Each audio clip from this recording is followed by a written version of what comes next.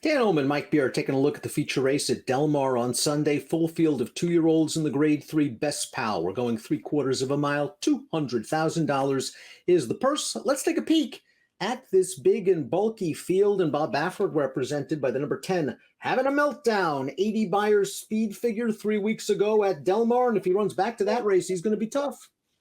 Yeah, it looked really good winning that race, actually. The pace, I guess you could say, wasn't that fast, but this horse had pretty big speed in there to make the lead. He wound up winning pretty easily over a horse who challenged him and then came right back to win his next start impressively in his own right. A couple horses coming in from Churchill Downs, several impressive debut winners. We throw up the Timeform US Pace projector. Take it with a grain of salt. We don't have the 10 having a meltdowns number in there just yet. Kangaroo Court is expected to show big speed as he did in his debut against Calbreds. He couldn't hold on to the lead that day, however, and he's likely to face pressure in a fast-paced situation. It seems like they're going to go fast. I have no idea really what's going to happen, but these races where everybody's so lightly raced, and most of them have shown speed in their first starts. You just expect them to go fast early. Break from the insides, the One King Adrock, a horse that was a debut winner up at Keeneland, going 4.5 furlongs. They ran him in a stakes race at Churchill Downs, and he just didn't break well that day and didn't do much running. I like that they gave him plenty of time since that race to recover. He's going to have to break well from the inside post position, but I think it's too early to give up on this horse. Yeah, I do too. It's interesting. They made him 6-1 on the line, which feels like it's not a price I would take. I felt like there was a chance this horse just gets totally lost in the wagering, though. He has no figure for his debut. He didn't really do any running last time. I think he gets overlooked here, and I don't think he's impossible.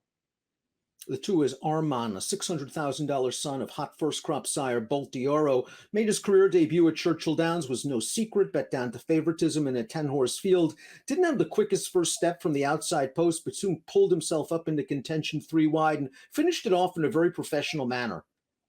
Yeah, I really liked his debut.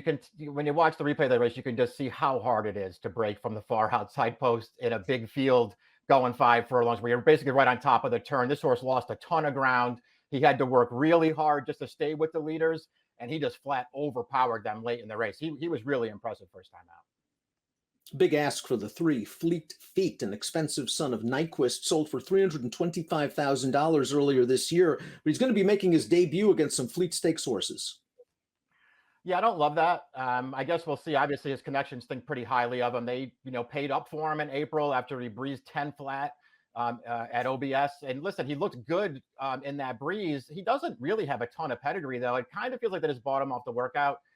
Maybe he's the goods and he'll run really well here. I'm not going to bet him.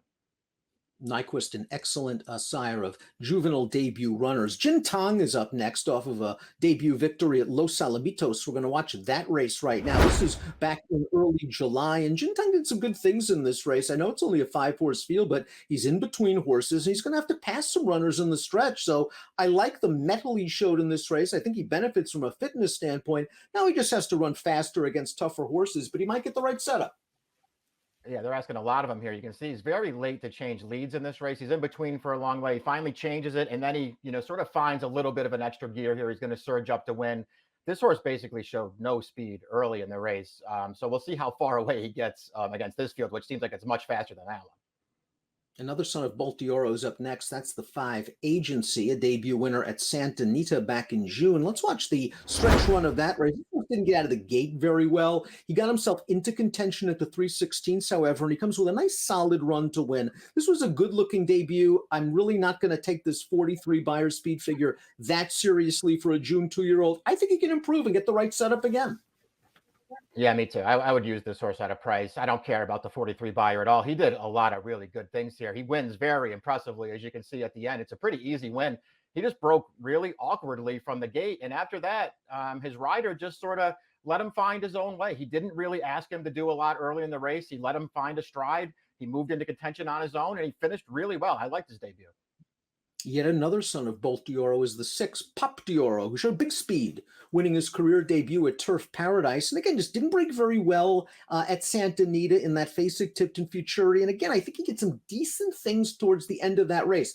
That race was a good experience builder for him. Does he have to move forward? Sure. But I think he benefits from that race, and maybe he can sort of spice up the exotics at a price. Yeah, I think that's fair to look at him that way. There's a bunch of horses that kind of look like him in here who you just sort of feel like they're probably better than they look on paper. But they happen to have landed in a pretty strong looking best pal here. So it's not like they can just improve a little if they're going to be competitive here. They got to improve a lot.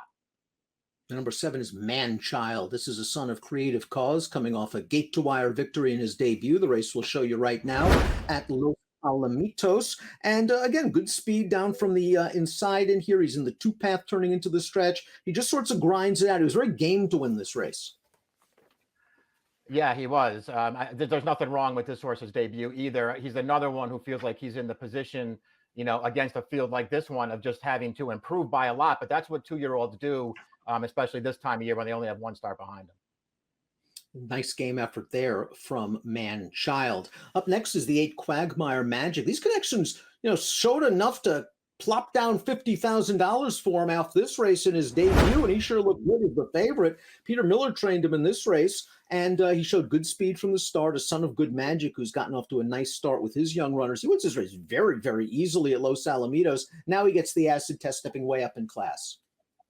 Yeah, this is a very easy win. His new connections are going to test him right away here and see if he's, up to the challenge against some much faster horses. I like this debut a lot. It's always interesting to me when connections claim a first-time starter. So I guess they had seen this horse working in the morning and liked it. Up next is the number 9, Mardukas, son of Kentucky Derby winner, Always Dreaming. This horse is shipping out from Churchill Downs. Now, he really improved in his second start. He paid something like $90 to win that day. He got a very nice trip from the inside. I like that he was able to sit inside behind horses, though. It didn't seem to faze him. This is going to be a much tougher spot. I'm concerned he's going to be outrun early.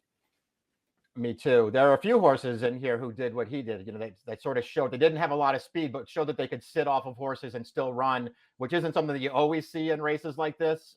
This horse, to me, even with the professionalism, he looks like he might be in over his head here. The 10 is Having a Meltdown. This is a son of Uncaptured who sold for $200,000 earlier this year. Here's the debut for Baffert. He was the favorite at Del Mar 3 weeks ago, and he just showed easy speed and pulled himself right to the lead. He's going to face a couple of brief challenges at the 3/16ths. He goes about his business. He got a fig. He did it in professional manner. He might have to deal with some more speed as he stretches out a furlong, but this was a very likable debut. Yeah, that's what I thought. I mean, listen, this is going to be a lot tougher for him. There are some fast horses in here, but he looked very, very good winning first time out. Always sort of well within himself. He had the speed. He turned away a challenge. He ran through the wire. This horse is pretty good. And completing the fields, the Calbred, the 11 Kangaroo Court, son of 2-time Carter winner. Dad's Cap's a very fleet sprinter. Here's Kangaroo Court's debut, and he just showed big speed at a big price, and he looks home free here at the 3/16ths. He's going to get run down by the big Wham, who's in a stakes race earlier this week at Del Mar. He liked the speed he showed.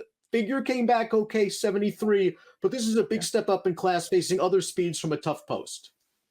Yeah, being drawn outside doesn't help him at all. He's going to have a bunch of horses going to his inside. He ran fine first time out, and he got a figure for it. This is tougher.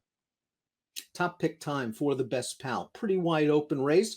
Baffert's going to be tough with Having a Meltdown. We both like what we saw from Arman for trainer Simon Callahan at Churchill Downs. Curious to see what sort of trip he gets here. I think he's fast enough to get position, and we'll see if he can outfinish the rest. Yeah, I looked at it the same way. I mean, Baffert's horse is going to be really tough. He'll probably just win, but I liked what I saw from Arman's debut, and I want to take him in here to try to beat the favorite. I almost put the 5 agency on top, Dan. I feel like he's going to be a really big price, and I think he's way better than he looks on paper. Yeah, don't be fooled by that Buyer speed figure. It's a very early 2-year-old figure, and he did a lot of good things after an awkward break. You don't see a lot of 2-year-olds win like that in their career debut. 2:10.511 for Mike, 2:10.11.7 for me. It's the grade 3 best pal at Del Mar on Sunday.